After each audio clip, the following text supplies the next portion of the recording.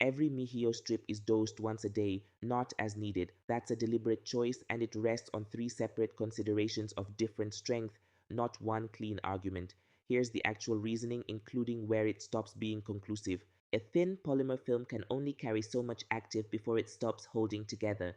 In one published study of loratadine-loaded orodispersible films, drug loads above roughly 30% of dry film mass began reducing flexibility and tear resistance. That's one study, one polymer system, not a universal ceiling.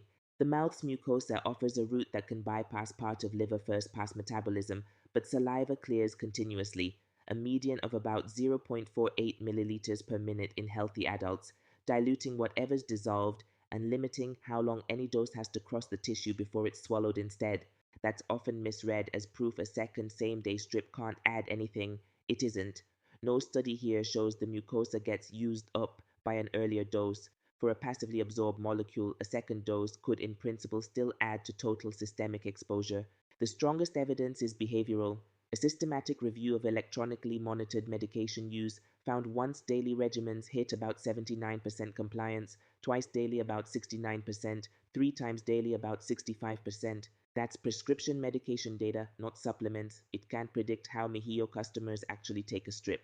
Caffeine has a well-characterized 4 to 5 hour elimination half-life.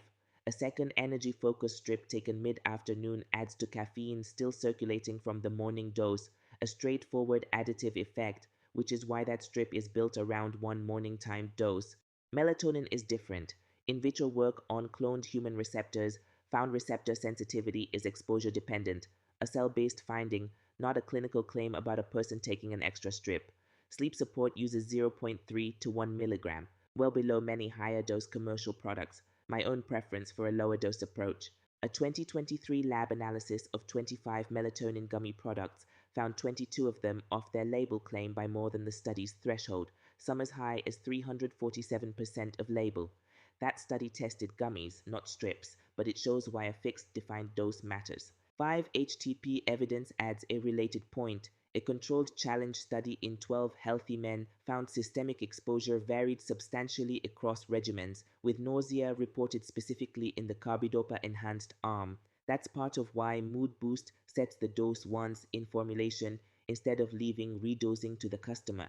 This design has real limits. The compliance data comes from prescription medications, not MIHIYO's own customers. The film loading limit comes from one study on a different film system. The melatonin data is cell culture, not human dosing, and some fraction of any strip is swallowed, not absorbed through the mouth.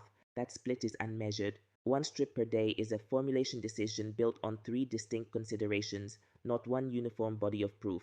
The product design goal is simple. Give the customer one defined dose once a day instead of asking them to judge how many to take.